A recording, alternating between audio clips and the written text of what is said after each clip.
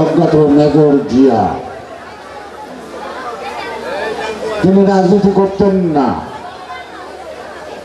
যারা জনগণের ম্যান্ডেট পেয়েছিলেন, যাদের কাছে গণতান্ত্রিক রায় অনুযায়ী ক্ষমতা হস্তান্তর করে নাই, তারা সময় মতো কেটে পড়লেন আর আমাদেরকে বলে গেলেন বাসিন্দা ফিরিয়া প্রস্তুত থাকেন, কিন্তু সময় মতো তিনি থাকলেন না। তার দলের অন্যান্য নেতারা সমাজ সীমান্ত পাড়ি দিল। সুতরাং এই দলটি জনগণকে সবসময় দুর্ভোগে রেখে বা অত্যাচারের মুখে রেখে তারা সবসময় পালায়। এটা শেখ হাসিনার নতুন অভ্যাস না। এখনো দেখেন দলে বলে সব পালায়।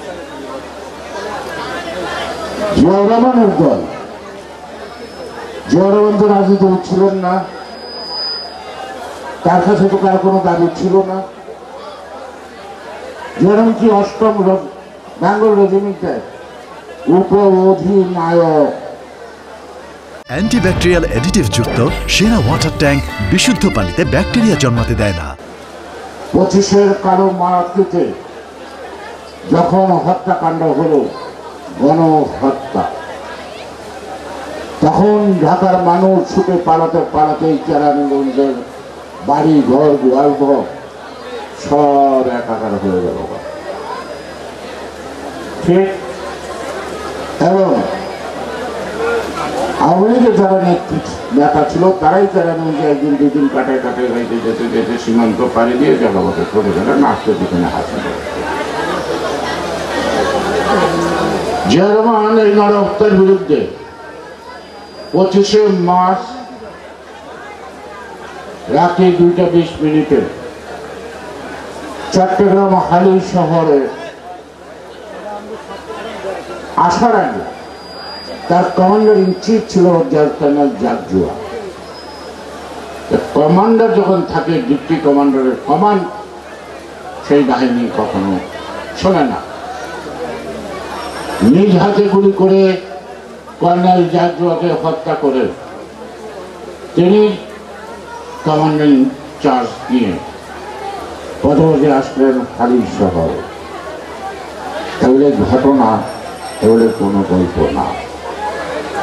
সেখানে দাঁড়িয়ে বেঙ্গল রেজিমেন্ট তৎকালীন পিয়ার সবার সামনে একটি ইত্যাদের গ্রামের উপরে দাঁড়িয়ে বললেন, I revolt against Pakistan Army।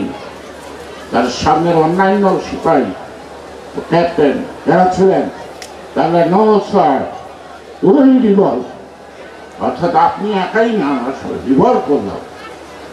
সংখ্যা কিন্তু 100-এর বেশি হবে। এটা করে তিনি চলে গেলেন পটিয়ার দিকে, রাস্তায় যোগ দিল। তখন ওখানকার ইপিআরের প্রথম প্রধান মেজর রফিক, তাকে 250-300 মতো হয়ে পটিয়া ঠিক 26 তারিখে আবার কালীরঘাট যাত্রা কেন্দ্র করতে হয়েছে। তিনি বক্তৃতায় বললেন যে আমি বাংলাদেশের রাষ্ট্রপতি জিয়াউর রহমান বাংলাদেশের স্বাধীনতা ঘোষণা দিলাম, আপনারা সেই যুদ্ধে অংশগ্রহণ করেন, মাতৃভূমিকে পাকিস্তান বর্বর বাহিনীকে বিতাড়িত করতে হবে। এটা ইতিহাসে আছে, ব্যাপক পরিচিত না, ব্যাপকভাবে আলোচিত পরিচিত 27শে মার্চ। সেদিন তিনি, যাতে রাজনীতিবিদ্যা না ভুলে, তিনি মনে করলেন যে আমাদের এই বিদ্রোহটা যদি বিচ্ছিন্ন হয়, অর্থাৎ তাহলে আমরা তো সেনাবাহিনীর আওতায় বিচারে আমাদের মৃত্যু। তাই তিনি আবার 27 তারিখে বললেন, আমি কানে শুনেছি রাত্রি 11:25 I do hereby declare the independence of Bangladesh, Major Jia, on behalf of our great leader Sheikh Mujib। তিনি শেখ মুজিবের অবর্তমানে ঘোষণা দিলেন, শেখ মুজিবের নির্দেশে ঘোষণা করেন।